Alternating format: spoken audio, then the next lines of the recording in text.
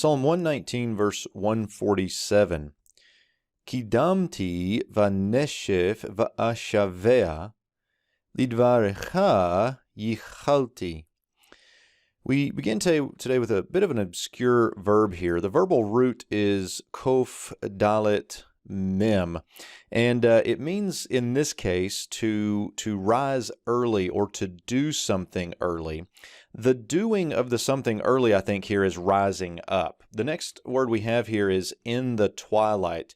Ba neshef. This is a little bit of a difficult word because you want to say nefesh and switch these two just out of convention, but this is neshef, and it means twilight. Now, the twilight can be in the evening or it can be in the morning, and in this case, since we are rising up, or since the psalmist is doing something early, I think this would be the twilight of the dawn. So we would get something like this.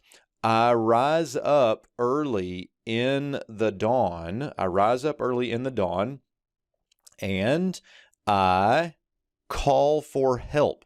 The verbal root here is shin vav ayin, to call for help. This verb is a PL imperfect 1CS, notice the aleph performative, and it is a cohortative because we get the hey subformative. Notice we get the typical dagesh here in the second root letter. That kind of nails down that vav. So this technically is a middle vav yod verb or a hollow verb, but that PL dagesh nails it down, so you still have all those pieces. So we have here, I rise up early in the dawn and I cry for help. Next, we get a bit of a kativ kare situation, not a bit of one, it is one.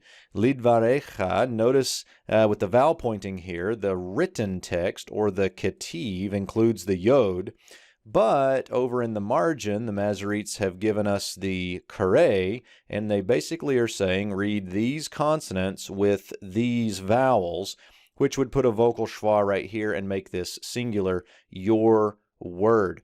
Now, I've copied over the Septuagint here, and you can notice the Septuagint uses an accusative plural. So the Septuagint is reading the kativ instead of the kare, and that's fine. You can decide which you want there, whether you say your words or your word, singular. I think the idea is the same here because the verb becomes yachal, yod, chet lamed. It is a PL, and notice in the chet here we do not get the dagesh, but we also don't get compensatory lengthening of the preformative vowel. It's a perfect 1CS, notice the T ending, and it means to wait or to hope for. So we get, I hope for your word.